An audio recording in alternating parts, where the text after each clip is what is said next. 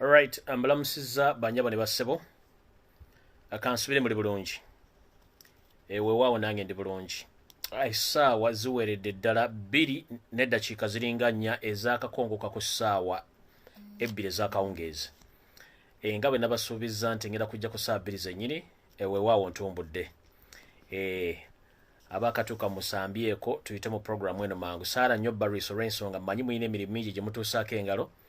Ate nga n'abantu bangi abalaba balina okubawa information, so saagala Barisa nnyo ate nga abantu bangi baba balindiridde. Weewaawo yesaawa endagaanye ey'olwaliro nange nno kwendi saagala batengo olw'ensonga nti mmwe mumpa ekyokukola ate nange ne ŋŋamba kangende nkole kyemukola ki kyemba musubira okubanga kinvaamu. Ntuuse nga bwe nabadde basuubiza nti ku ssaawa ezennyini nja kuba ntuuse. So mbalamusiza nnyo banyabula basebo akawungeezi akalungi abakatuuka mwenna mbalamusiza. Lwali lunaku lwa kusatu ennaku z'omwezi ziri 29 omwezi ogw'omusanvu omwaka 2020 tusigaza n'emyezi mitono nnyo.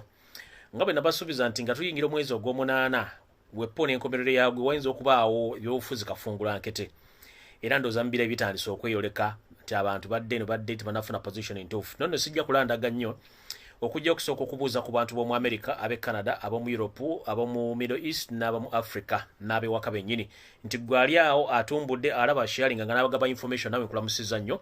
Kansubire mwena bulungi. Njala kutumirako ku ekitiibwa Haji Hussein Kyanjo yali omukiise w'e Makindye nti Haji nkulamusiza nnyo era nkwagaliza Idi ennungi. Allah ayongere okukuuma n'okuwangaza osobole okulaba ku Uganda empya. Mwenna basiraamu sijja kulwawo kubaagaliza Idi nnungi eno Idi yakusala bisolo ya lunaku ndoza lwakutaano embaserabidde. So mwenna mbalamusiza nnyo bakatuuka. Nammwe mwennyini abali kuna bakatuuka mwenna mbalamusiza nnyo nga sisosodde ani.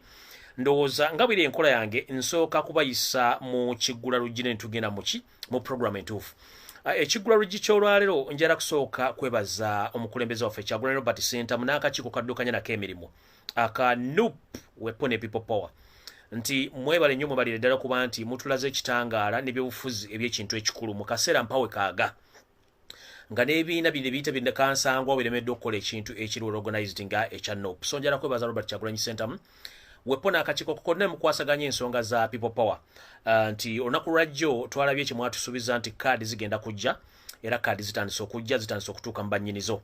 So bannayuganda mwenna njala bakubiriza abadde tebamanyi abadde bava mu bibiina by'obufuzi abadde babiwummula nga n'ebyobufuzi mwabikowa please for the first time mukome mwagale ensi yammwe mujje muyingire ekibiina ekipya ekitaliiko mugozi obano nga kigenda kulwanirira ggwanga kuba si kya byanfuna si kya byabusuubuzi.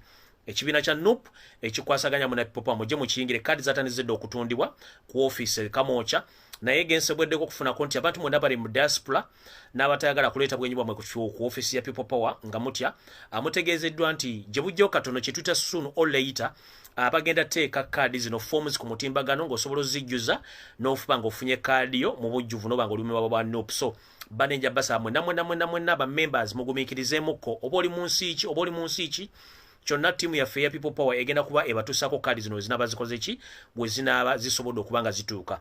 Kino kijja kwenyigirwa mu ba coordinators bonna ba People Power mu nsi wonna wooli bajja kuba bategeeza engeri kaadi zino gye zijja batuusibwako. So ekyo mbeere nga mumanyi nti kigenda kujja. Abatamanyi kaadi eno eyanjuddwa ennaku 2 mabega ye kaadi gye tuyita eyyawo kuba nti oli mu memba wa kibiina kya People Power oba oli memba wa NUP omujjuvu nga toliko kubuusibwabusibwa. Kaadi eno mwagirabye dda sigenda baddiramu okujjako bategeezaako specification zerina ne security lockups zerina kubanga tusuubira nti bano abatamanya ngamba ba NRM bajja kusindika abayaayo bajje bagule kaadi oba bafoojinge kaadi babalowoozese nti abantu abatutte kaadi mu People Power tebavuddemu bagenda mu NRM. So kino twakinogedde eddagala. Akakiiko kaffe ak'ebyokugu aka IT basaze entoto okumalawo ekintu kino ne batuterako ebyokwerinda ku kaadi eno nti si buli muntu agenda kuba alina access ku kaadi eno okuba nti agiforging nga tegenda kuba nti esobola okuforgingibwa. Mukitegedde bulungi kwolw'ensonga lwaki kuliko gundi backcodes ezo ndoza muziraba eyo gye tuyita backcode. Eyo backcode si buli muntu asobola nga giforging ogiteekako okujjako nyini yagitaddeko yayina ebisumuluzo bisobola ogiyingira mu. So omuntu yina gomunansanga nga nti akyusa vudde mu People Power alese kaadi za NUP oyo ajja kuba muyaye kuba eno backcode esomebwa machine zizokka ekulaga information eri ku kaadi kuno nebice bigenda maaso. So yenna n'abaali awo nga yekubya emizimbu yasima yakoze ekiyaga ebyo byonna bya kiyaye. Eno backcode yokka kyekisumuluzo people power kyayagadde okumala NRM akachi okumala NRM akajabangu akajjojjogeza ebigambo bitakwatagana.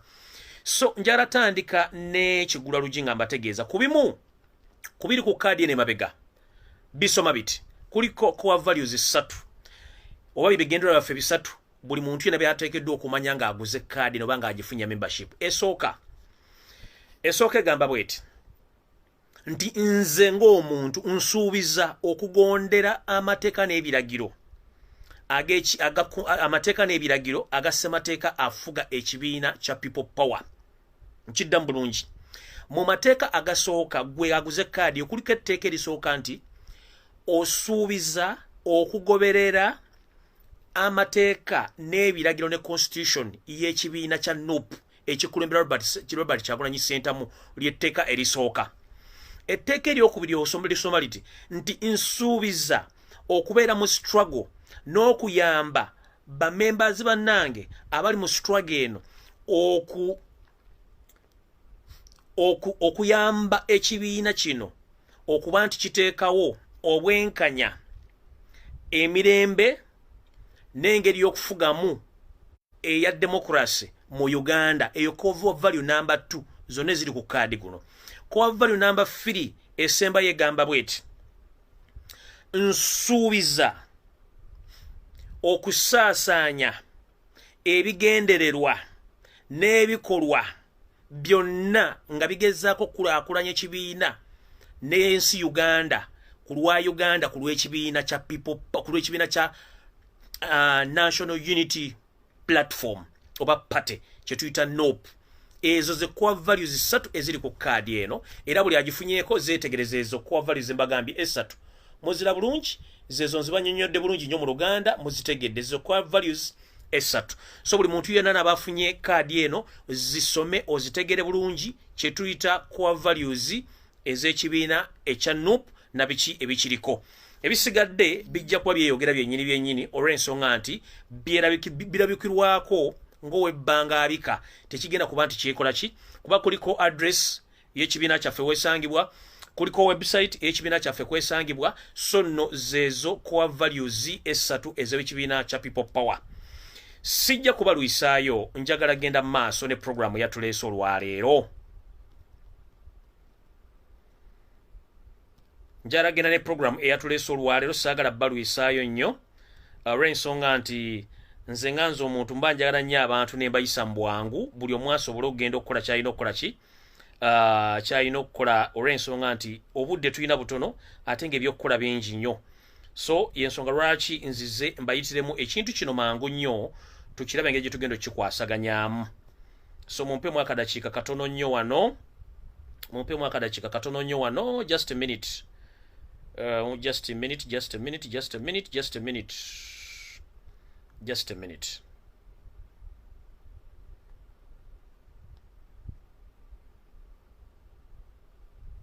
Just a minute, please. Just a minute. Pemu akadakiika katono nnyo. Mutegeeza abantu nti video tennatandika tukyali ku kiggula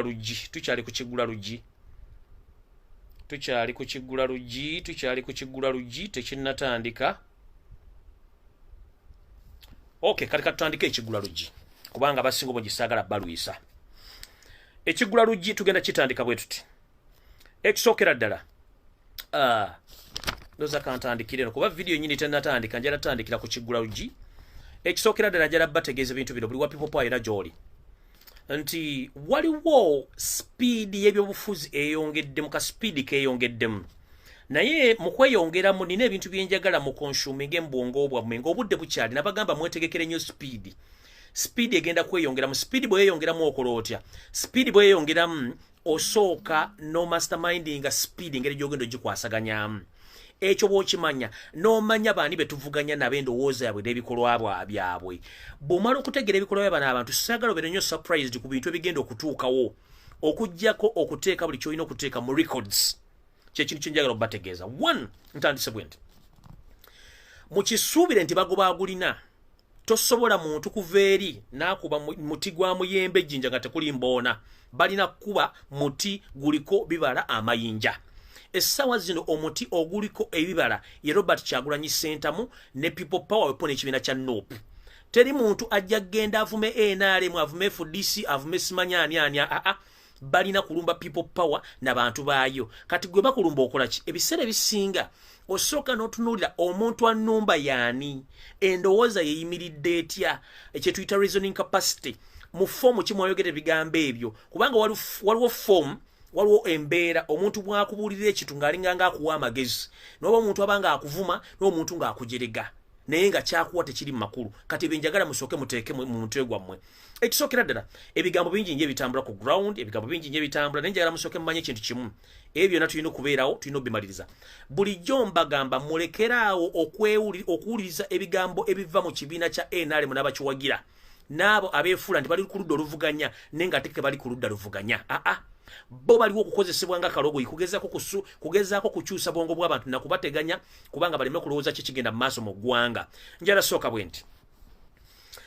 njagala buli munnayuganda yenna waali ng'okimanyi tuyagala eggwanga lyo tugende mu maaso n'okubuulira abantu ebintu ebizimba eggwanga n'okukyusa eggwanga abantu amu tubeesonyiwe kubanga tulina abantu betutegedde nti bo baateekebwawo kusiruwala na kusasulibwa nsimbi bw'omusanga ayogera ekigambo ku People Power nga kikyamu please muleke gwe genda ku kirala abantu babuulire tomufaako kubanga bo gwe mulimu gwabwe Kyagulanyi webale kujja kubanga otulaza abantu abamu nti obwongo butono nnyo babateeka mu butesi ki ekyokwogera tebasobola kwerowooleza na kwogera bintu bino so ebintu bino tubibalekere babyogere ekisookera ddala njala bategeeza omuvubuka gwe bayita Eddie Kenzo oba gwe tuyita Eddie Musuuza mbasaba n'obuwombefu munnayuganda yenna ayagala change temuddamu kuwa muvubuka ono matu mumuleke abeereyo gy'abeera akole ebintu bye kubanga omwami ono yenga munnayuganda ebintu byalaba mu nsi bitambula bulungi kyekisooka ekyokubiri yenga omuntu alina endowooza egyalowooza nti yemuyamba ate yamba ye yekka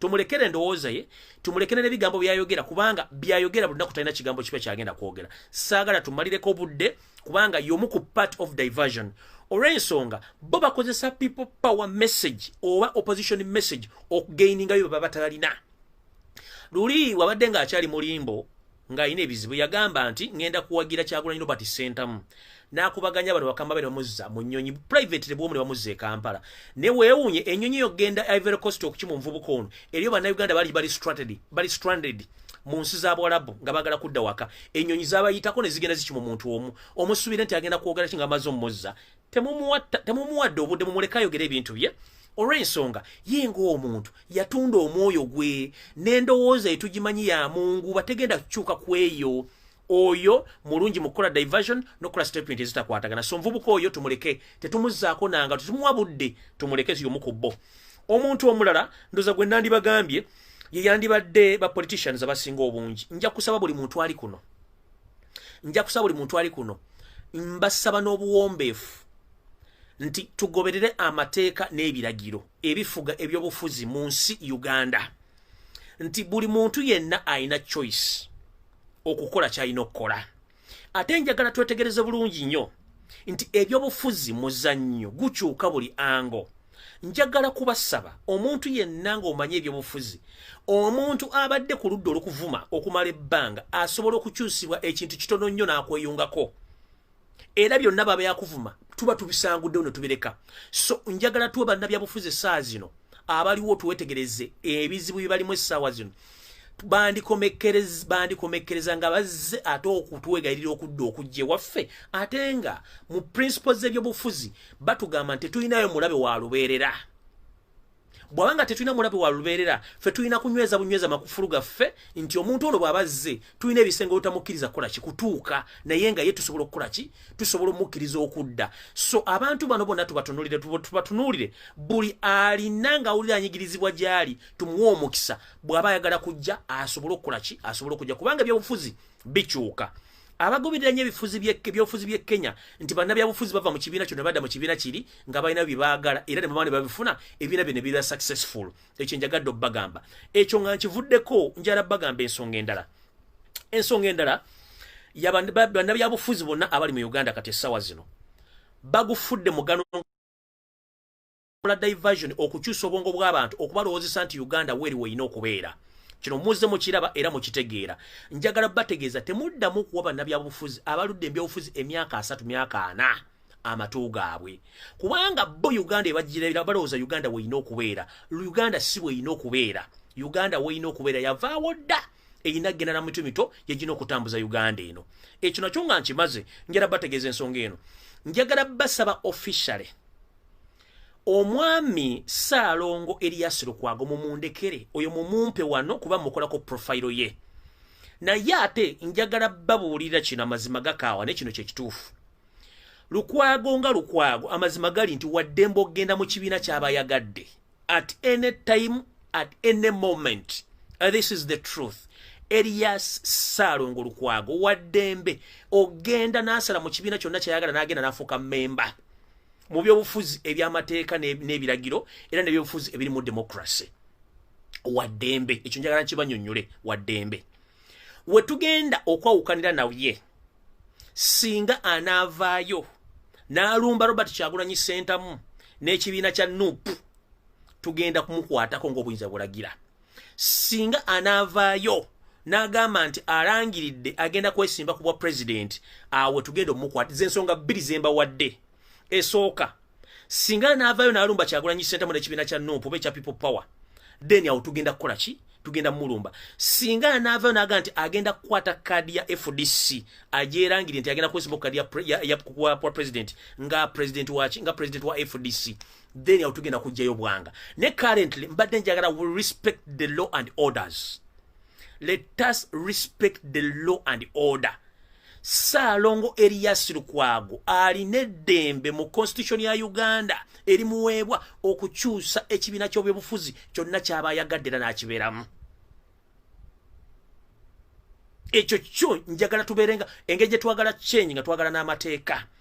Njagala mbagambe nti Erias Saalongo Lukwago essaawa zino sisobola mulumba do muvuma ekigambo neki nina sirabasi ye number 1 okuva ewaabwe mpaka mu office mwali mbirina era mbage mundekere temumuvuma temukola ki mumuleke essaawa zino we tugenda omulumbira singa n'avaayo n'alumba Kyagulanyi n'alumba NUP oba n'akwata kadi ya president bw'agenda kwesimba ku lwa people's government oba ku lwa FDC then awo tugenda mugire ne kati currently please mbasaba n'obuwombeefu Saalongo Erias Lukwago bwe tubanga twagala change nga twagala n'amateeka omusajja tetumugezaako wadde omulumba neno naku n'olumu alina eddembe eri mu basemateeka okukyusa ekibiina ky'obyobufuzi kye mbadde mbasaba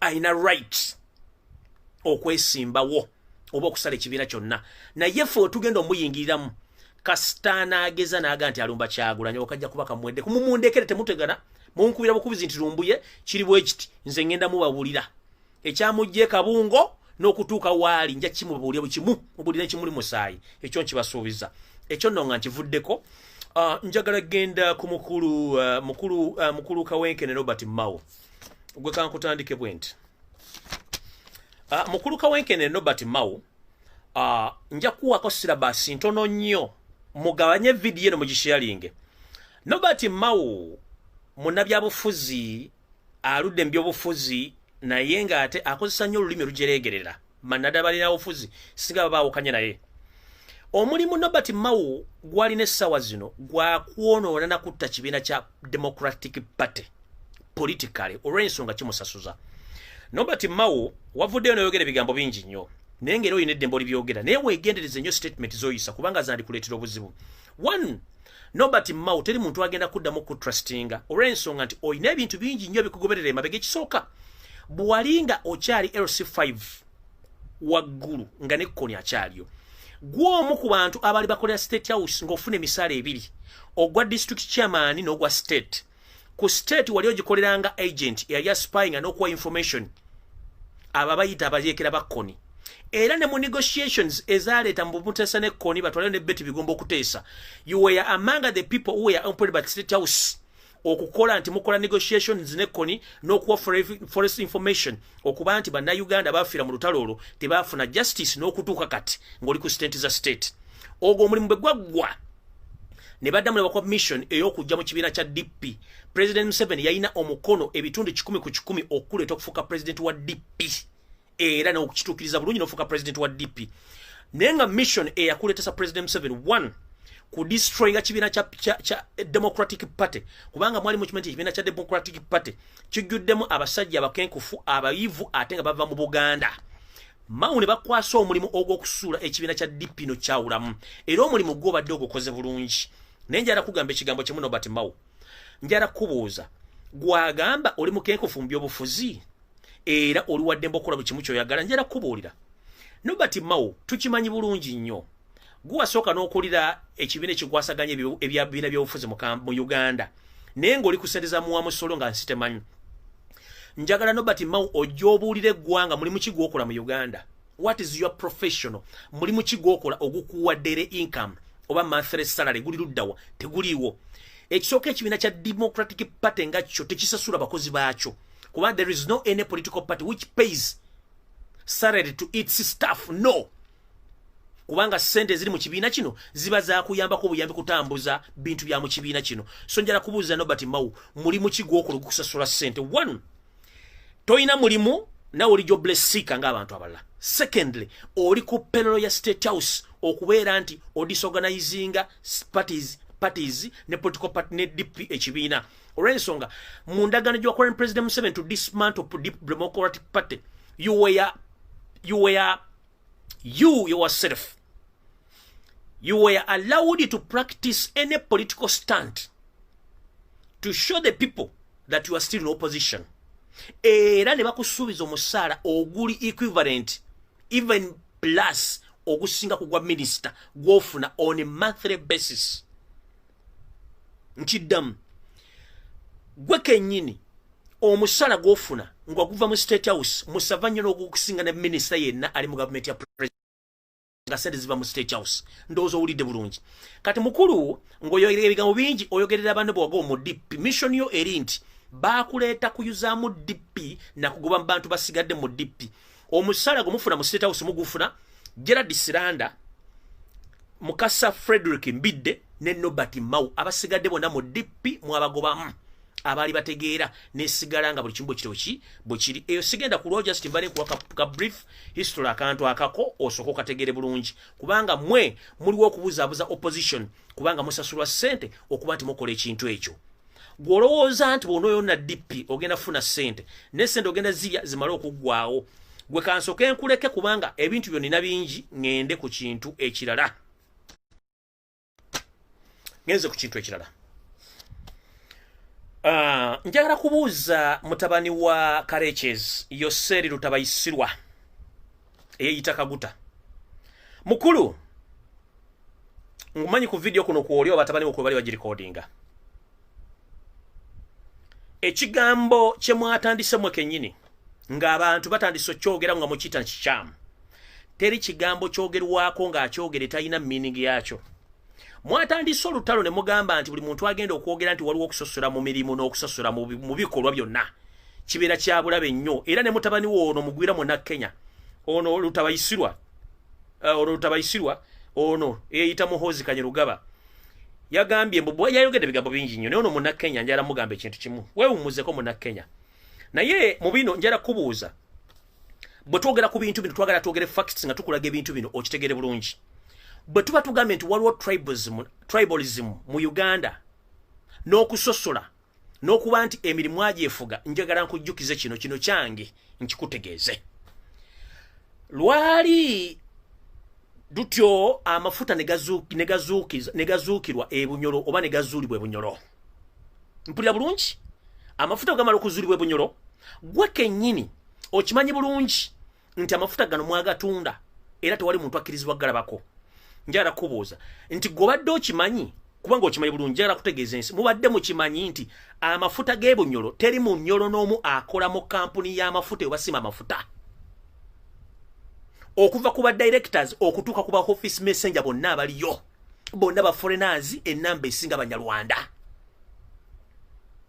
kabeere kirina si munyoro n'abanyoro bennyini bannanyini mafuta tebabakkiriza dde okwesemberera ku plant y'amafuta ago abanyoro mubadde mukimanyi nti n'amafuta ago gakuumibwa magye ka SFC nga era mu kimanyi bulungi nti SFC ebitundu 95 ku buli 100 bonna bali mu SFC Banyarwanda.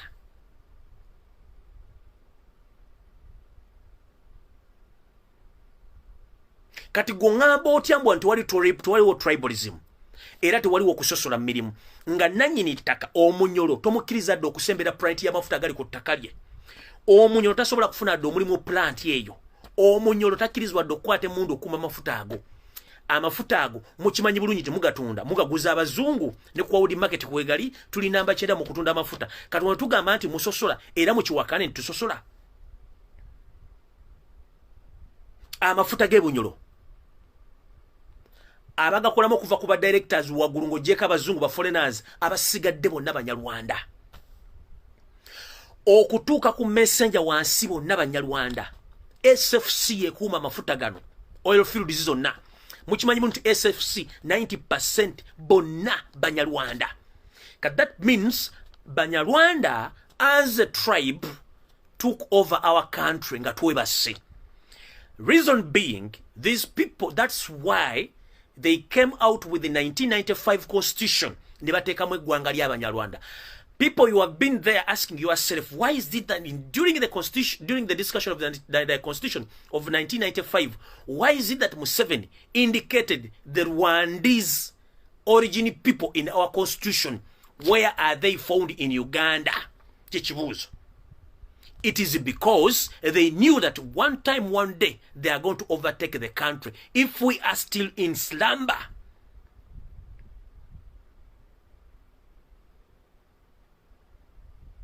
which slumber right now tugenda jiva mutuvudde mutulo. Mu constitution ya Uganda Museveni ekyamuteesaamu eggwanga ly'abanya ne bannyonnyola kye bayita Omunyarwanda. Tewaliwo omuntu gwe bayita Munyarwanda. Bw'oba onoonya mugola Moses fe gye tuyita gogo n'oteekamu ekigambo olwo nakikuleetera nsi.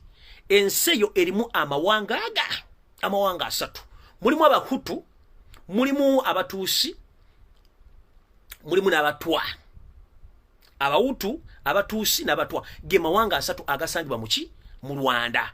Kati ono Kyali Bosco yaddira constitution ya 1995 n'ateekamu eggwanga ly'Abanyarwanda. If I may ask slowly and gently, who are the Banyarwanda in Uganda? Are they the Batusi? Are they the Twa or the Hutu? Who are they? If I may ask. If I may ask again, where the Banyarwanda are found in Uganda, in which location and which area? And that area, is it gazetted that this is for Banyarwanda? As you hear that Basoga are from east, Baganda from central, Batoro Banyoro, they are from the other side of the country, Banyankole Bachiga from west. The north is full of Babarugwara and those others. Where are the Banyarwandese found in Uganda? Can the world, can any Ugandan come out and show us where the tribe of Banyarwanda are located?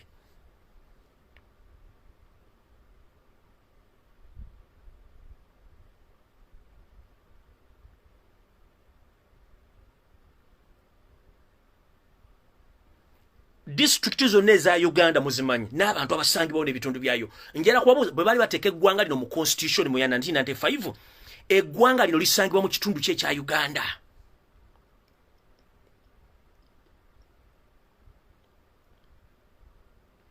Nowhere.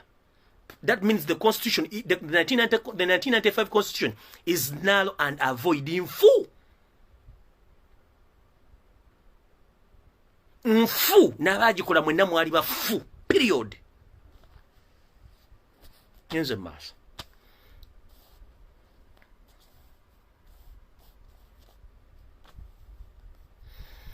Navai wano recently sometime nembagamba nti mwegendereze nnyo abantu abatandise okututumuka ng'obukolwa mu business fatinite yonna mu Uganda babeera ba spy agent. Nabagambako ku comedy file platform engeri gye tutumuseemu n'engeri gye yekola mu business zaayo okutandika okuleeta ba international artists ne ba international comedians nembagamba bali ku ssente za state through Muhoozi project ne mulooza nti nsaaga nakimentionikako sometime back nze ensonga ezange nzikulako nenzibateeraawo. Muhanji is fully funded by Muhoozi Kanyirugaba and the State House to organize comedy file mwe munyo omwenge musirwale nga basolooza on daily basis nchiddamu Muhozi project ye yaleta Muhanji okuteeka comedy file mwe mugendeyo munyo omwenge musirwale nga basolooza on daily basis nengeri gi kino nakibagambye mudde mutuneka video ka bizonto ke byakoze ani yaba trapping obatuusa mu trouble yobakwata he was Muhanji is the one who called them and allocated where they were gye babasanze obakwata kizonto ekikulu bwe kyabagambye nti Muhanji yatuviriddeko tukwata kubanga yambuzza tuli ludda wa ne mu buli location era abadde abyegaana the way how this boy ngeri jafunyemu sente neba jiunya because sente ali muzamu alimusondeza project ya Muhozi mbagambe bitu nzija nenkola video nezibera ne mutaddamu ziraba ebitumala okutuuka wala sajjo nga tulinga ebintu binaba because temwagala kupaying attention mwagala nnyo video empya nga temude video mu nabagamba dda ono Muhanji Muhozi project bagiteekawo okuba nti babateera waawo munyo omwenge musirwale babasolooze gwe weewuunye of all now promoters and comedians ani asobola okuleeta international comedian ani asobola okuyinta international artist n'amuteekaawo can you manage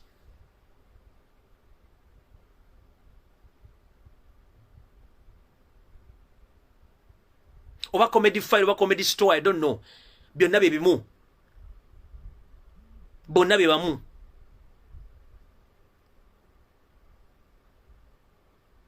kale comedy store let me put a clarification there comedy store is well sponsored by Muhozi Kanyirugaba ne security ebera wabo nabera mu ngoye brand code abasirikala balo bonna ba SFC era bayine mundu ekyo mukimanyi bulungi nnyo bayine mundu mujja kitegeera ngenze kumunyampi omulala barambaroga hare balamu alina ekintu kyaliko ennaku zino kyemutannategeera one atambula buli district ewali ba people power coordinators ng'abayisaamu okubagulira obatwala President Museveni babawa ensimbi Balamu atambula ku radio station eri mu Uganda ng'ayogera ne station manager obuta hosting omuntu yenna wa people power kujja kwogerera ku radio stations ezo. Balamu y'omuntu y'omu ayita mbayimbi sekinoomu n'ababulira bice by'okkola abaganye n'abagulako empalana. Balamu atandise kituyita online tracking campaign eyoku trackinga abaana ba people power bona abali online abasupportinga struggle ya Kyagulanyi but Sentamu. Mu kino balocatinga abaana we bali abakomentinze nga bakozesa Facebook accounts zaabwe okubasindikira message okuba intimidatinga okubasaba enamba z'essimu n'okuba nti bagenda batuusako obulabe. Information yeno n'abali ku table abakola ensonga zino mwe muli omwami Kasawo Kavu. Kasawo Kavu bamukwasa tenda eyokutandika okuspinga ku baana bonna bali ku Facebook naddala bajja ku live zino ne mu commentinga. Kasawo Kavu balina office gye babateeramu buli live yonna ekolebwa ku internet nga ya people power. Kasawo Kavu ne bayaye banne babeera kuno nga batandika ku sportinga buli mwana yenna commentinze ki nga batenga kujja messenger yo nga bakubuuza twagala kusiŋŋaana twagala kwogerako naawe lwaki okola bino lwaki ekivamu kutandika kola ki kutandika ku block kutandika ku tracinga njala baga ebintu bino wammanga bana bawona bana balenzi omuntu gwotalina mu contact number yo tageza na kubira simu okusinkana in this current situation no omuntu gwotalita mu contact phone yo bwakubuuza information nga toyina appointment naye don't even give him or her time okudiscussinga issue naye.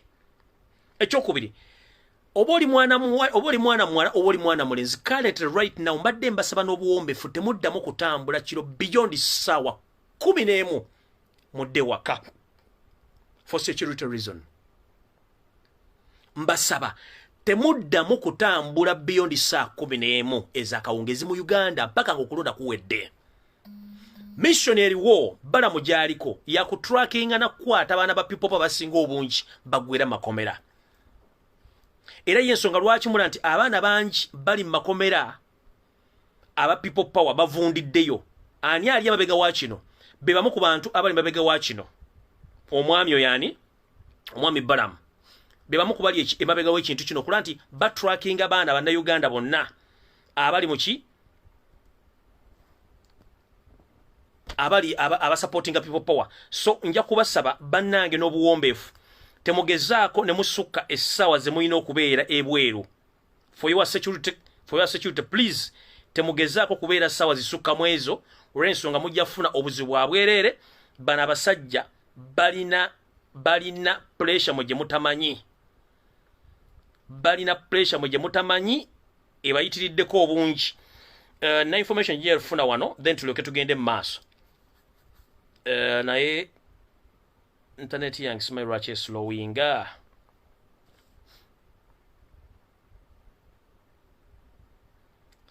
A minute please.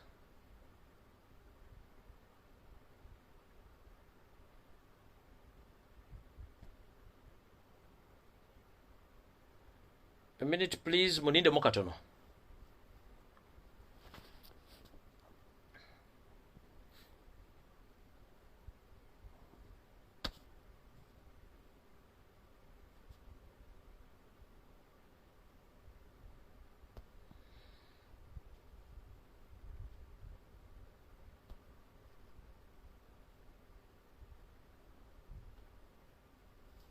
Okay, nga bwe njinoonya kana liko genda mu maaso n'eno information endala.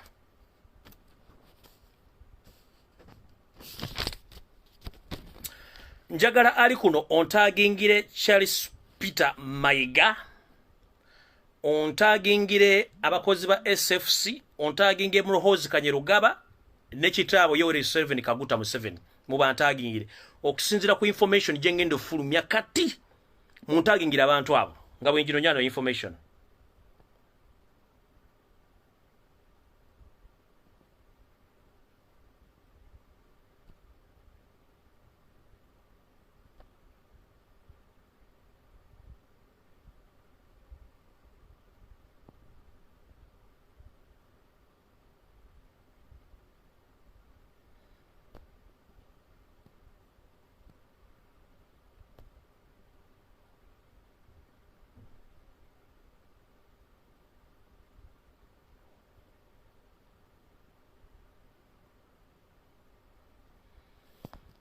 Mumazo bantagingira.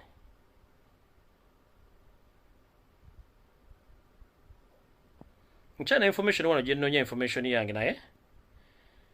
Simanyi obe kuterudda wa. Muninde ka bit marufu na information yenu. Naye muntagingira abantu bembagambye.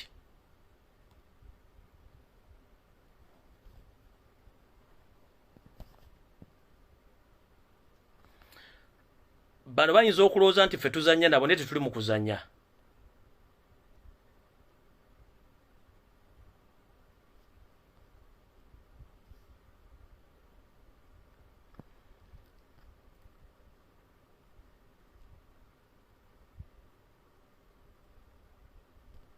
Information yange ani yagibbye bahaka mwagala kunziba bahaka mubadde ki? Bahaka mubadde ki mwagala kubba information yange?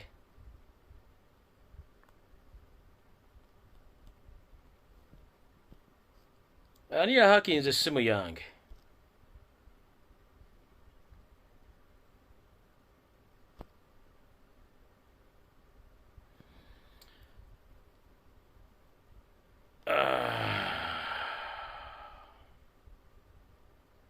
A minute please.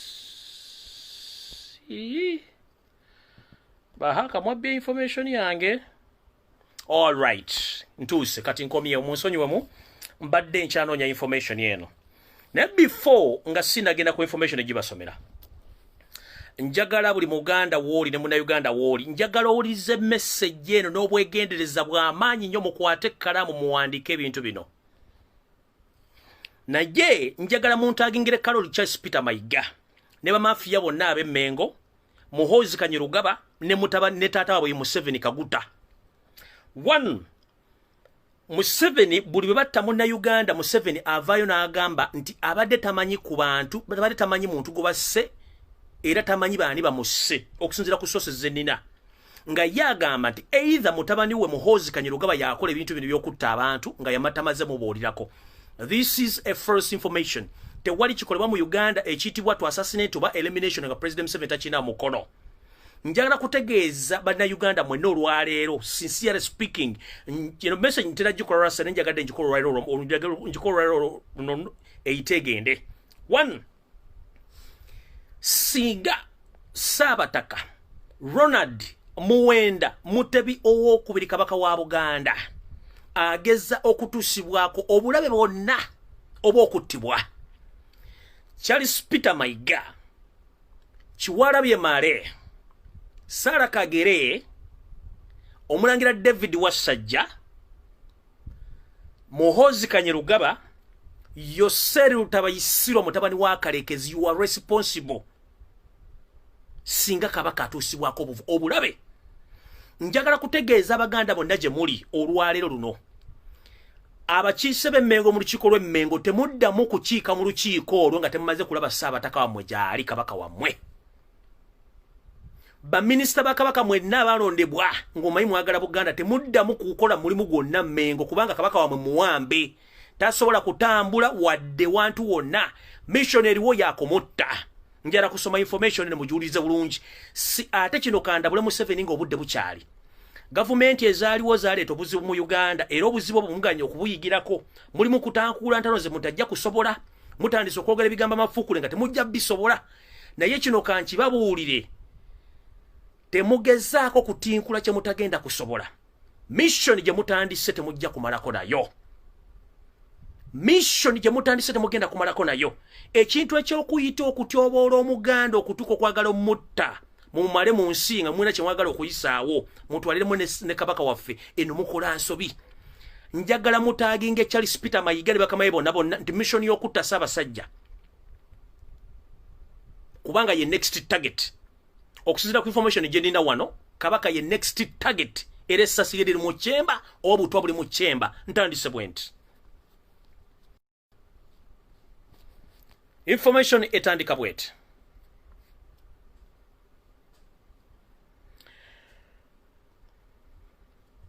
Ngenda jogera mu lufuutifuuti mumpulirize bulungi.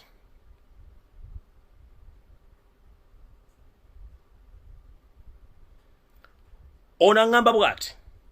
I was with a lady,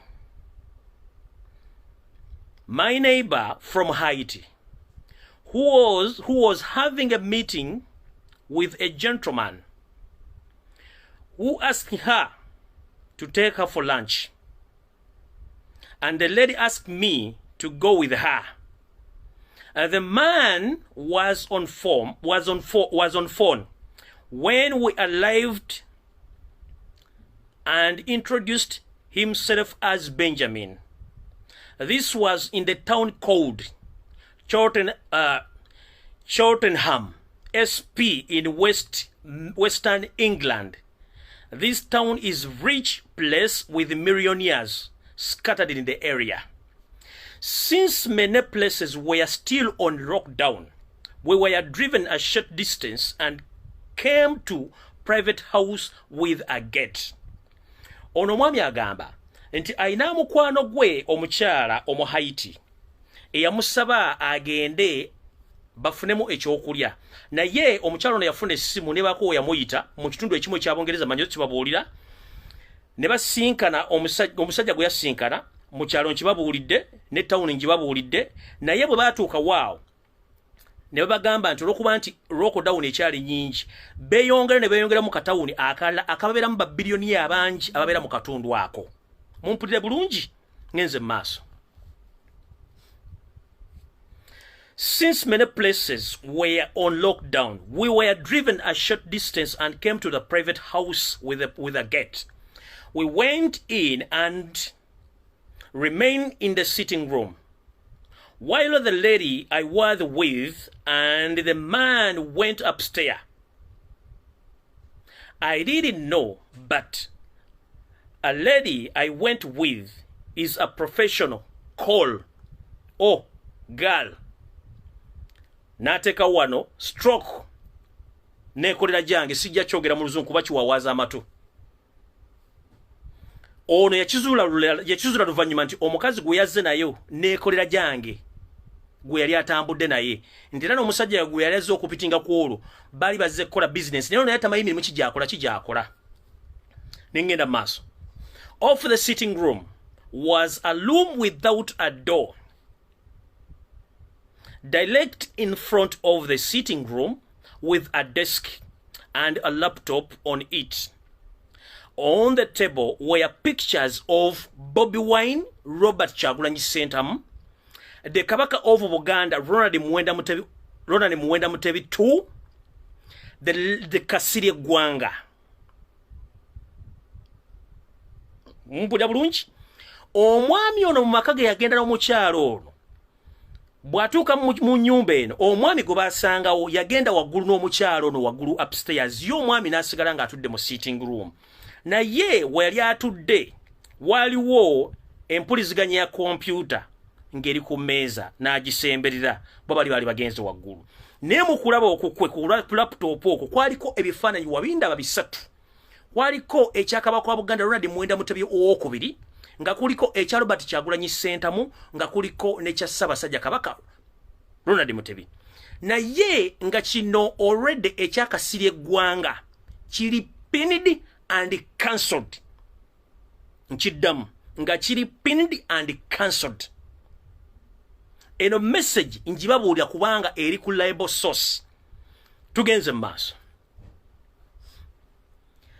The late KASIRYE GWANGA's photo was marked with X and written finished in red and written that he was a pain in us. Ekifaananyi kye kyali kimakingiddwa akakasala kamyufu nti oyo yawedde ne ku kifaananyi kuli kwaliko ekigambo ekigamba nti ono abadde bulumi mu butafaali bwaffe. Omusajja ekifaananyi kyabadde kiddako kya SSABASAJJA KABAKA Ronald Muwenda Mutebi II nga bakitaddeko pini kipiningiddwa ye next target. The third target is Robert Kyagulanyi Sentamu. Ngenze maaso.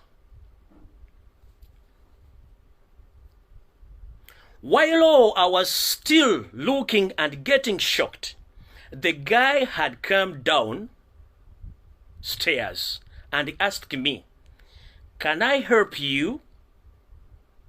I got shattered and I said no. So he asked me where I came from. I said I'm from Haiti, like the lady I came with. I knew if I said that I'm from any African country, it alone or Uganda, it would have been a problem. I even pretended to speak a very little English. The lady I came with came downstairs and we sat in the sitting room and we had tea, biscuits, which were brought to us by an Indian lady, the house helper, who left shortly after serving us. The lady I came with speaks only French and just a few words in English. The house had cameras.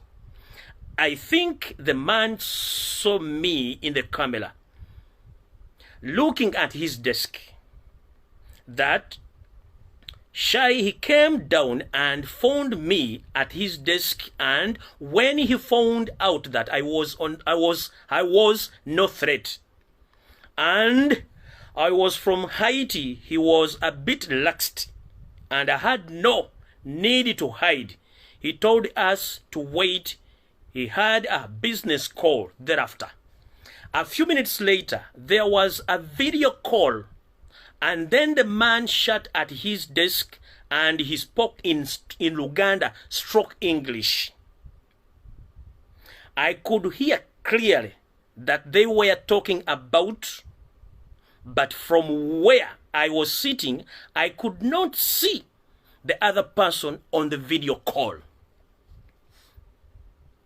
The person in the video call was talking about Robert Kyagulanyi Sentamu. Too popular. If we do anything now, the youth and the border will cause problems. Muwulira bulungi. Omwami ono bwe baali amaze babuuza ebibuuzo biri nga ambaze n'obbasavinga chai. Omwami ono yatambula n'agenda ku table ye ebeerako diskette. Bw'amala otula ku diskette ye nga bano bazze eri bali mu kunywa kachai. Omwami ono yafuna business call yamutwala ku mmeeza yeeri. Thereafter n'afuna video call. Video call eno eyamutwala ku mmeeza ye baali boogera mu Luganda na Luzungu. Kati ono yawulira ebigambo byonna abasajja bano bye baali boogera. Naye ye yeefuula talina kyawulidde wadde kyeyategedde era n'asirika bulungi nnyo. Byonna n'abikwata bulungi n'abiteeka mu ki n'abitwakwata mu jjoba. Mu bye baayogera bagamba bati oba musajja eri mu video eyakuba yagamba bwati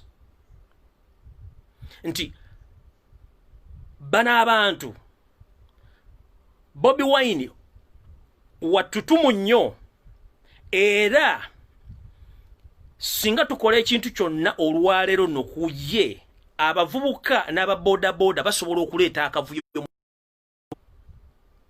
Ye message yasooka. Message Then the man in the video said, Museveni agambye nti if it is come to the last minute that this Moyaye music man muwulira bulungi omwami yali ku video nga akonvasinga no yamugamba nti Museveni agambye nti if it comes to the last minute that this Moyaye music man oyo no Robert Kyagulanyi Sentamu wins because he can win. See how people like him, the way they love the retired Colonel Kizza Besigye Kifeefe. Nyenze maso. With the Besigye, it was okay to imprison him in his house. But this one is harder to crack. The voice in the video went on. Museveni says the way to punish and to hurt Baganda. Wano wenjagala muwulira bulungi nnyo. Wulira muwulira bulungi wano wenjagala mba musimba essira. Mu ddoboozi ly'omusajja eyali ku lukomo olwa video olwogera yagamba bw'ati nti Museveni tumpalaata lutayisibwa mutabani wa Kalekyezi yagamba bw'ati nga baagala okubonereza Abaganda era n'okubaleetera okusirika. Waliwo tugenda.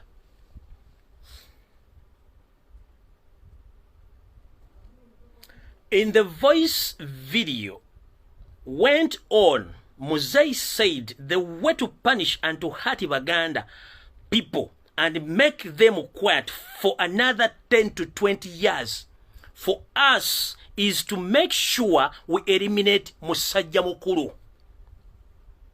Bagambi maso nti okwagala okubonereza Abaganda era n'okubaleetera okusirika okumala emyaka emirala 10 oba emirala emyaka 2 kye balina okukola kwe kuggyawo Musajja Mukulu ye kabaka wa Buganda Ronald Muwenda Mutebi owookubiri. Mumpulidde bulungi. Ngenze maaso.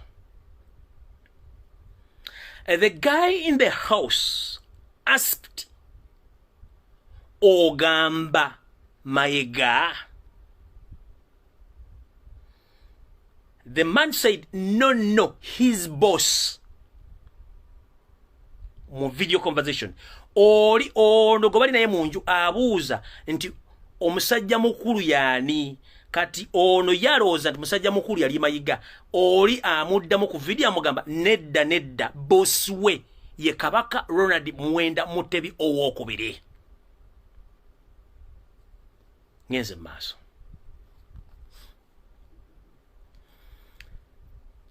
Ngenze maaso.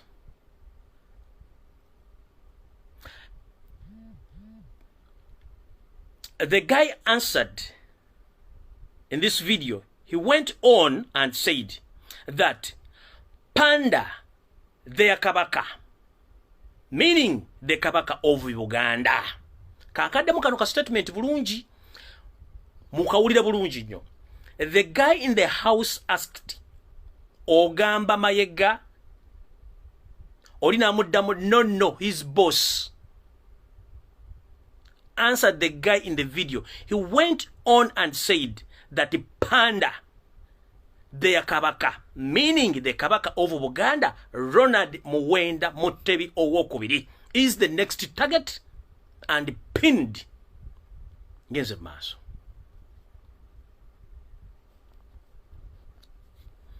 The man in the video went on and said, make sure you get that stuff with KASIRYE GWANGA. We were almost caught this time. Museveni wants a clean job with no trace.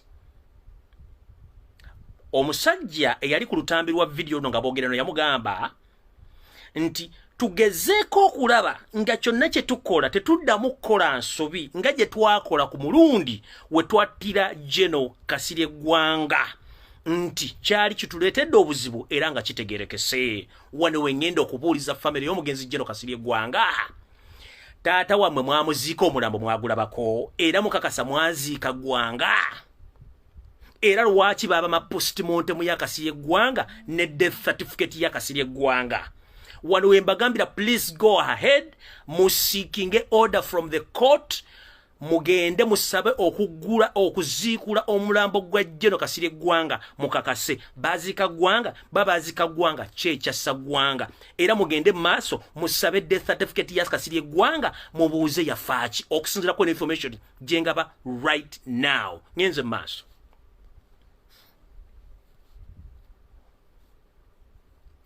Museveni agamba nti ekyo bwe kibeera kizibu, another solution, scientific thing doesn't work and the Muyaya music man wins, let us wait. When it rains heavily, we'll move our men and put soldiers to use. If they die, that is part of the job. Muwulire bulungi. Museveni agamba bw'ati nti ekyo we kibeera nga kizibu, balinayo omutendera omulago gw'okukolamu ekintu kino ekiri kisa scientific okikolamu okwagala okumaliriza Robert Kyagulanyi Sentamu ne Ssaabasajja Kabaka Magulu Nyondo. N'abagamba nti kabaleke enkuba etonye nga y'amaanyi, bajja tteeka abasajja baabwe ku ttaka be bayita abasirikale basobole okubatta, omulimu gujja kuba guwedde bulungi nnyo. We nabagambira basajja bayinza okwewamba ne bamaliriza mu kwewamba okwo nga batiddemu abasajja buvunaanyizibwa mu Uganda oba mu Uganda wonna. Kyendera biddo basunulirako wali omusajja ono agamba nti ebifaananyi byebako byali bisatu, naye nga bwe yatunula mu sayidi ya kompyuta kwaliko ebifaananyi ey'abasajja Abaganda abali prominent abali mu target abagenda okuttibwa within this process. Mu kino baagala kujjo Abaganda basobola okukuba enduulu, Abaganda basobola okuleekaana, Abaganda basobola okuwaaba, Abaganda basobola okukola ekintu kyonna nga bagenda kujjawo omu ku omu okuba nti babazikiza. Ngenze mu maaso. When it rains, we get into the palace. Wantugenze wa Ssaabasajja Kabaka Magulu Nyondo. Mutebi wetugenze. When it rains, we get into the palace. We use that thing. When the panda is dead, we set the palace on fire. We make sure everything burns and all the family inside. Muwulidde bulungi?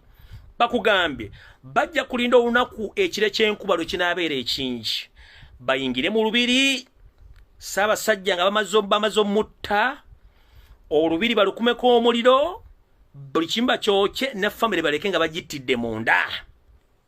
Ngenze mu maaso.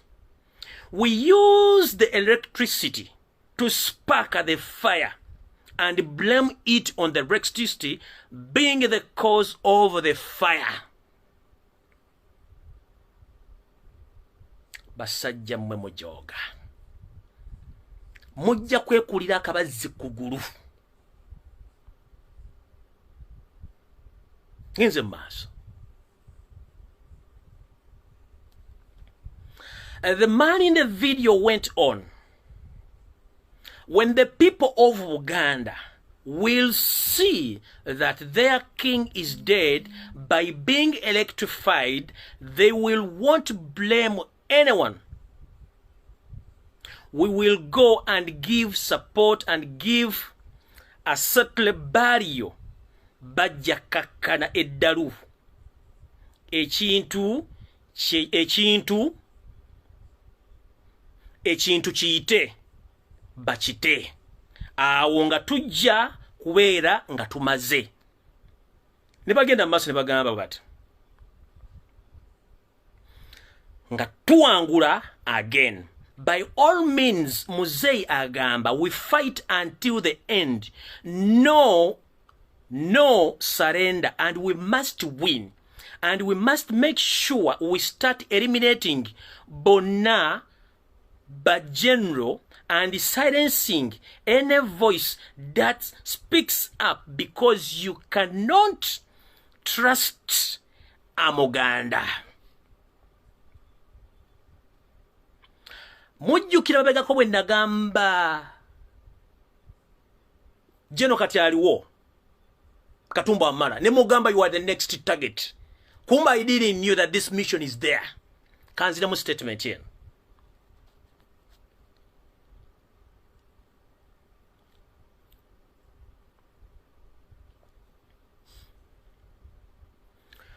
By all means, Museveni agamba, we must fight until the end. No surrender. And we must win. And we must make sure we start eliminating Banoba General and silencing any voice that sparks or speaks up, because you can't not trust Amuganda. They might turn against us. We get them one by one. We can start blaming it on the coronavirus, heart failure. Nabagamba obutwa obuzze butaba na Uganda nga buli mu form of cardiac arrest. Omuntu okusirika obusirisa omutima nagwa wali. Omutima gubate kuganye. Baba muwadaka twa super gebaita spy nerve agent.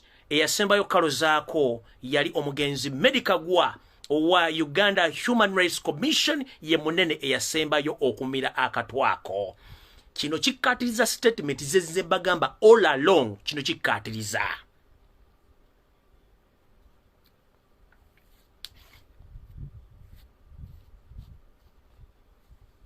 So, bwana bogera ku bantu abalekano babo gamba nga Sheikh Nuhu Muzata batte mpozi naffe ba bloga abasobola okuwogera naye nze zino video zijja kubeerayo, zijja kunzirema munzise wali emitiyana sirina problem as long as asobola kweyogerera ate ng'eggwanga literedde kino kye mwagala kye mwesuubiza ate kijja baddira in a good faith. Ngenze maaso kuba tennaggwayo. Mukutandika okweliminating aba generals bano ndowooza bula abadde bajja bafa. Bonna basinga obungi babadde baganda, babadde basajjete, babajjeno bafiira nakasero. Ani abatta? Ask yourself, ani abatta? Omwezi oguwedde bantu bataano abamajja abanene bafa. Ani abatta? This is the what? This is the root cause. This is the root cause. Ndoza mukiwulidde. Nyenze maaso. Bagenda mama nti tebesiga Muganda. Ne bagamba nti they might turn against us. We must get them one by one, and we can start blaming it on coronavirus or heart failure. Bwe kugamba ka heart failure omutima okusirika mu luzungu kye bayita cardiac arrest nga bakuwadde obutwa. Nyenze maaso. I think to send the panic into the people, we are going to get some people eliminated and count them as coronavirus death, keeping isolating people along and by dividing them. We buy time. Neba kugamba nti bo balowooza nti baagala kusindika okutya mu bantu batandika bajjamu omu ku omu nga babatta. Kino bakiteeka ku coronavirus nti yabase babatwale babasibire mu karantini. Kyekyatekesawo Namboole, kyekyatekesawo n'ebitundu ebirala ne bagenda sibira abantu ne bateekawo n'ebitala nga tebamalina muwendo kugenda n'omuwendo bagumanyi tebantu 19. Kino bakikole okutwaliriza obudde n'okwawulamu abantu banna Uganda n'okugula obudde okukola ebintu byabwe. Ngenze mu maaso.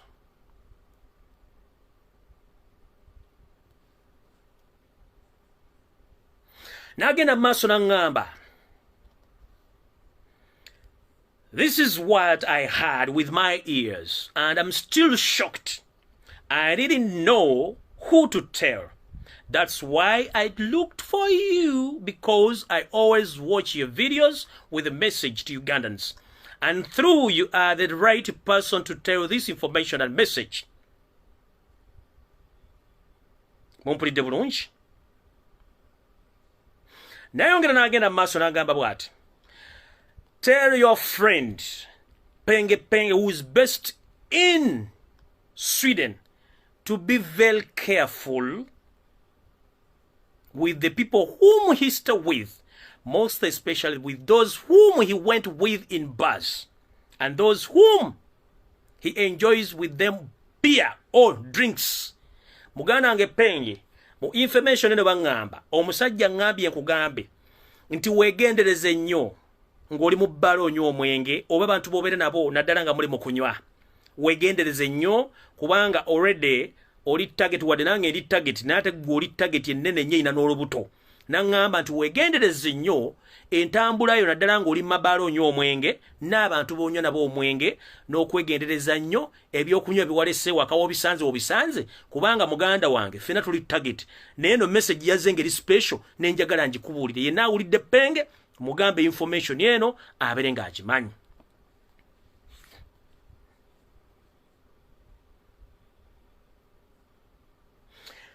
N'agenda mu maaso n'agamba bw'ati ng'amaze okuŋŋamba ntegeeze Penge nti what I got from this video call that the Museveni whom they were being talking about, this is President Yoweri Kaguta Museveni Rutabaisirwa Mutebi wa Kalekezi, is the one giving orders of all these plans of eliminating Baganda and isolating people and killing Robert Kyagulanyi Sentamu, and is the one who ordered the elimination of late Waswa KASIRYE GWANGA. He went on and said that so they are planning to kill His Highness the Kabaka of Buganda, Ronald Muwenda Mutebi Wokwe, to keep people quiet. If Bobi Wine wins and they steal the votes, I had no time to take photos of the man. I got his real name and I know lots of the leaders in Uganda, but this one I have never seen in the news anywhere. Omusajja ono eyabadde mu control y'okwogera ebigambo bino nga bakonvasinga tamumanyiiko mu hairaka y'ebyobufuzi byonna mu ofisi ya gavumenti mu Uganda, naye yamusanze n'ebintu ebya gavumenti ya Uganda n'abantu byadde akonvasinga ebyadde ku diskette potop ye nga musajja alabika wankizo nnyo. So nno information mugiwulidde. Njagala kutegeeza Kaloli Charles Peter Mayiga n'Obuganda bonna. Nze amanya gange nze Lumbuye Fred Kajubi.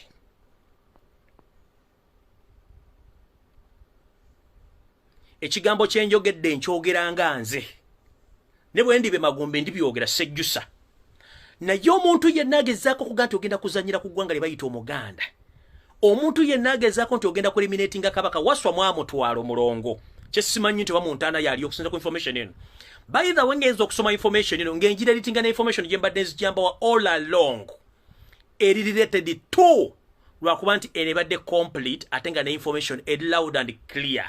So please, these people mugende mutunule makomera gonna agali mu Uganda naddala gali mu Sentu huwa baani abali makomera ago. Baana ki bali mu arresting right now. bali mu arresting abana baganda. So this message goes direct to His Excellency, the next president of Uganda, Robert Kyagulanyi Sentamu. Muganda wange mbadde nkuwanga information eyo byokwerinda byo. Muganda wange oli target number 3. Target number 1 Kasirye Gwanga bamutekako X ne bagamba badde bulumi mu butafaali bwabwe. Finished. The next target which was pinned eranga nayo next target eyenge Karuna ni mwenda Mutebi wokubiri. The third target is Robert Kyagulanyi Sentamu.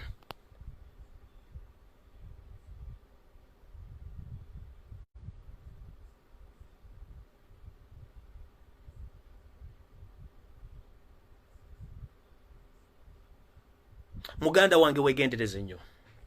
Abasajja bali mu panic. Bali n'ebintu bibatambuza ffe bitatumanyi nti bali bazimba empire. Kino kikutwala ku programs embadde nkola ngamba nti abasajja bali mu kuoccupyinga Uganda. Slowly by slowly. Ng'abantu baga alumbu yakola propaganda. Alumbu yakola blackmail batu. Come what may ebintu bina bigenda biva. Bulungi nnyo. Era that's yensonga lwaki sijja nnyo kola live za mujirwa kubanga information bana gibabulira dda nga mukimanyi. Emwe vibe vile mugo musajja akyogera. Kati kino kya security ya Kyagulanyi nakyogere banga dene. Some people on their platform bagamba oyakola blackmail o akola propaganda. Nze bibyembabulira muli ejjuso ba wendyo basiriwo nga bituukiridde. Nenga tebinatuukirira. Mwawulira zake bwe yali mu komera gye bamutulugunyiza bamugamba wepanka nti oli muganda yitasita kabaka wajja akuyambe wano mulowooza nti kabaka nnyo ayina amaanyi.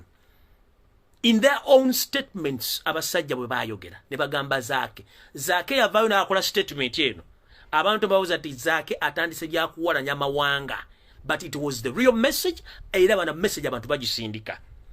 Muhozi Kanyerugaba mutabani wa Rutabe Sirwa muzukulu wa Karekyezi bwavayo kola tribal statements ziyakoze simanyi kasasiro baliwo babeerawo. At your age don't be stupid and don't be fool. You know nothing about Uganda because you are just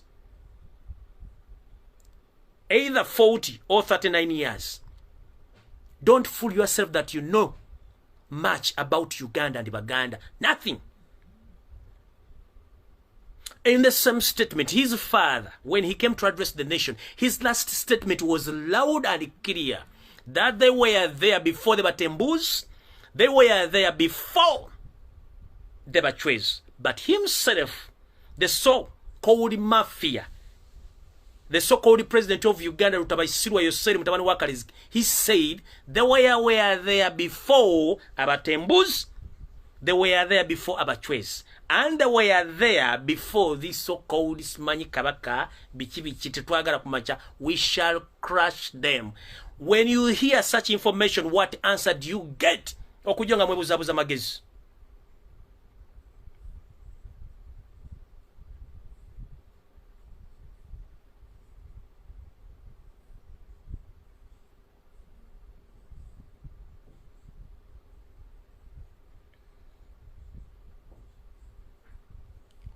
Bwowulira information gye nkuwadde kati statement ya zake gye yakuwa statement za muhozi zakola ne yatumpalaata mutabani wa Karekyezi Lutabayisirwa Yoseri eyita kukuta Museveni ne gye yakoze ng'akola nga addressing ensi.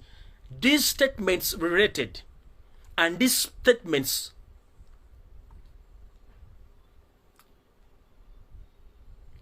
they came from one source. And they are written and said by the one master who knows exactly what they are planning.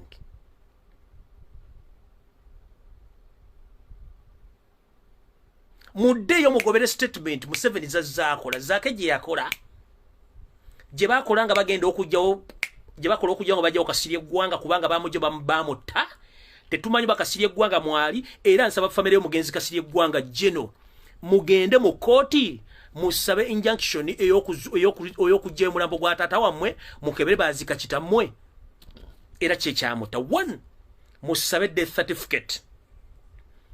2 musabe postmortem kubanga wano mweno video bakugambye the Kasirye Kasirye Gwanga saga was almost, or they were almost caught ready-handed.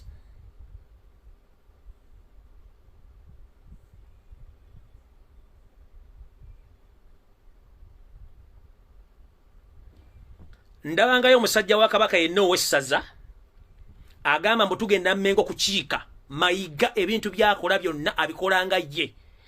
Obuyinza bwonna bwamugibwako dde Mmengo kati akikola kuba President Museveni ye mukama we era yamuwa ebiragiro.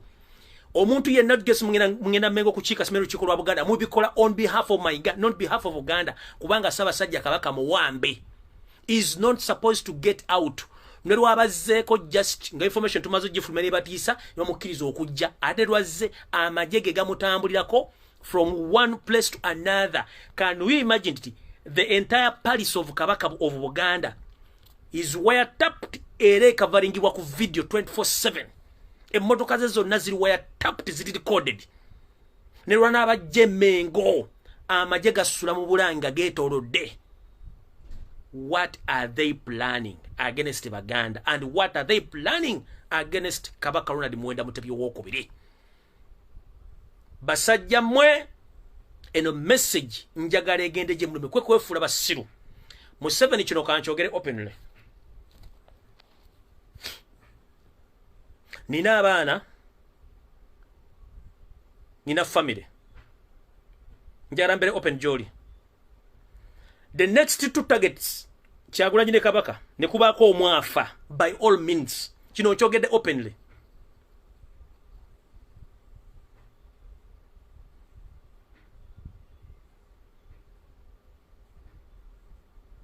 Nkikuddiramu?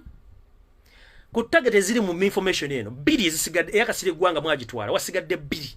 But the next target is Kabaka. The moment ne muwaŋŋangusa Kabaka, kubanga naye mission weeri, oba ne mutta Kabaka, oba ne mutta Kyagulanyi.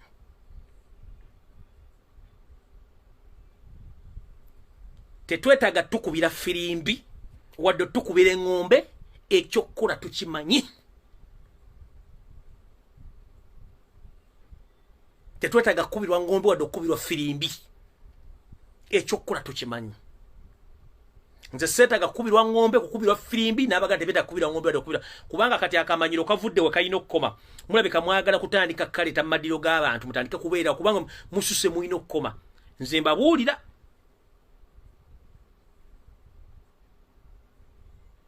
Ku target bbiri ezisigadde, Kabaka wa Buganda ne Robert Kyagulanyi Sentamu omu n'afa within this period next year. Tetwetaaga tukubira firimbi. Nowhere. Nowhere. And we know what to do. And we know where to start from.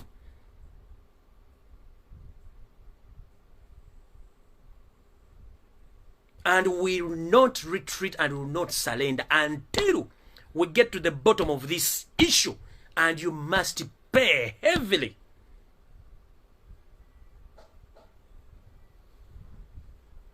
Those next two targets, or targets, okuli eya Kabaka, ne Robert Kyagulanyi Sentamu.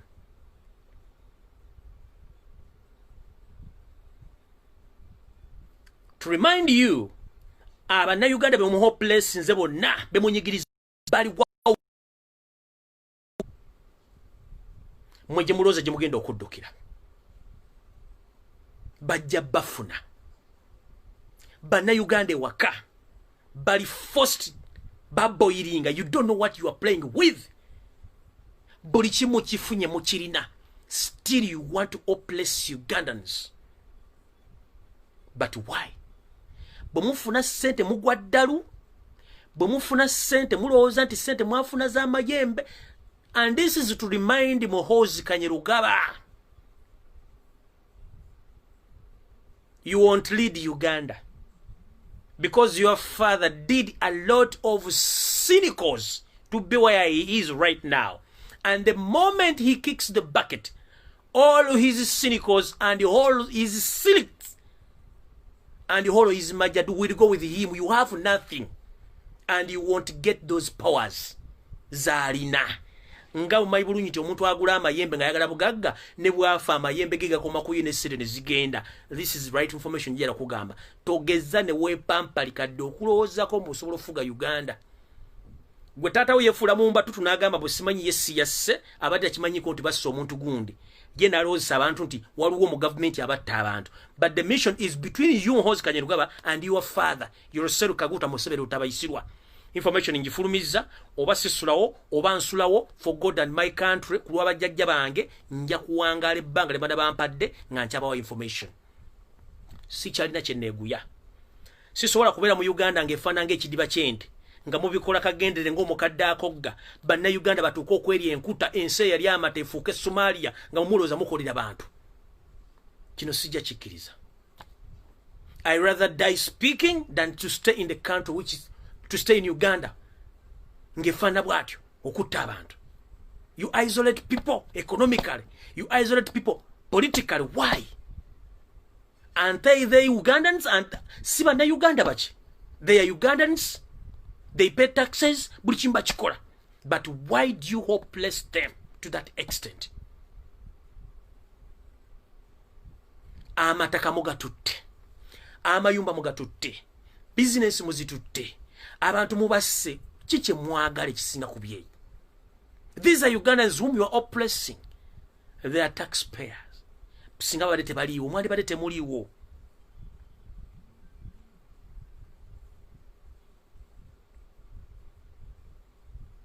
Setaga kubana bulamunga Uganda fan anga bweri. No. If my generation was doomed, if my father's generation was doomed, I can't allow my son and my kids, their generation, to be doomed and my grandkids. I rather fight to save my grandkids' generation. This generation is doomed. Your tatanga is doomed. Your grandfather is doomed because they get nothing in bringing you in power. And this is the last message of President Museveni and your entire family. We are the Baganda and Ugandans. We are the one who brought you in that state house. If it wasn't the Baganda and some few Ugandans, you wouldn't have been there in the state house. So please go slow against Baganda. Go slow against Ugandans.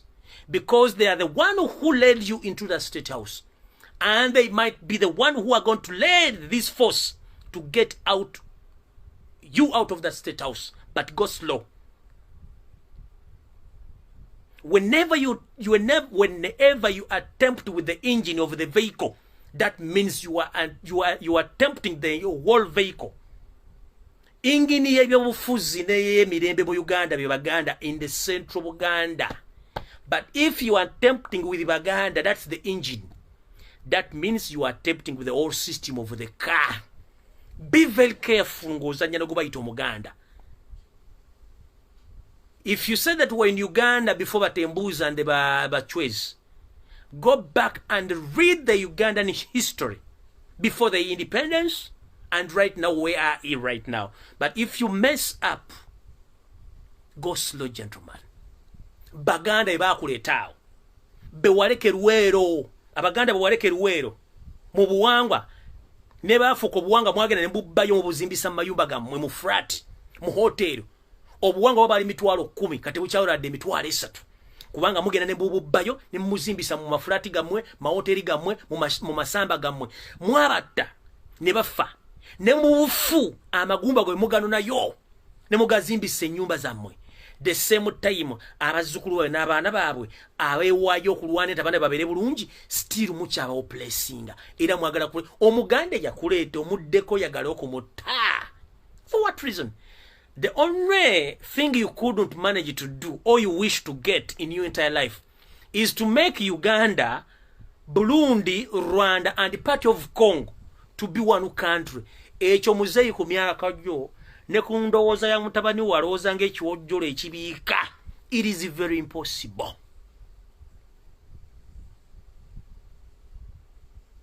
Akasanke kakulemo okukamanya okukamala ebyoya ate ojja weekaninkirira nti baleete ng'eŋŋaŋa. Ekyo kikyamu. Ekirooto kyammwe mwagala kugatta Uganda Rwanda, Burundi, ne part of Congo. Okubeera ensi yemu nga mwe mugifuga. Chamita great region of the Tutsi Empire. It won't happen. That thing is very big. You can conquer Rwanda, Burundi, and Congo, but not Uganda. Because you are just here as foreigners and you are in overstay.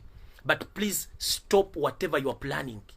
Let the country move on. Let Ugandans free. Don't force them.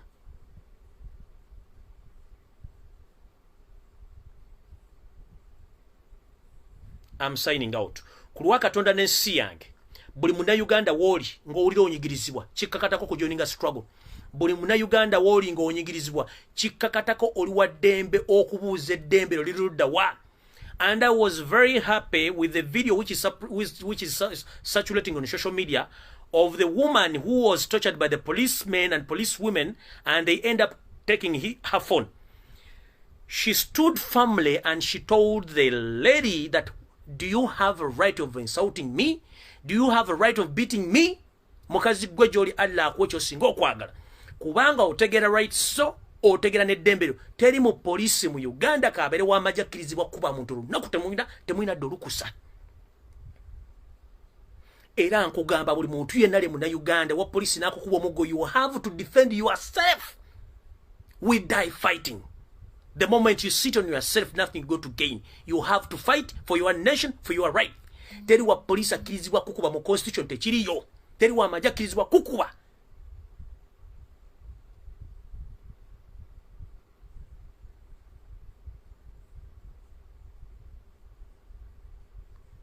May God bless Uganda and may God bless Ugandans.